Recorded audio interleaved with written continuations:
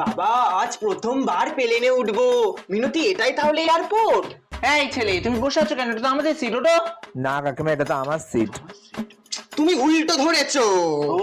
বসো বসো। যেতে হবে। ম্যাডাম বলছি বেলটা পরে নিন। না না, আমরা কেন বেল্ট পরবো? আমরা তো শাড়ি পরেছি, বেল্ট কেন পরবো? না না, সিট বেল্ট গুলো পরে নিন। কি বলে? রিনাদি দেখো, বুলাদির বাড়ি দেখা যাচ্ছে। এই বুলা, দেখতে পাচ্ছিস? বুলাদি, আমার ছাদে জামা কাপড় মেলা আছে, একটু তুলে দাও।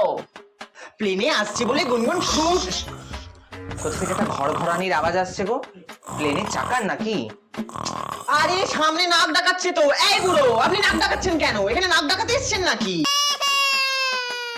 ও বেনাপ, তখন থেকে বাচ্চা কাঁদছে, ঘুমাতে পারছি না।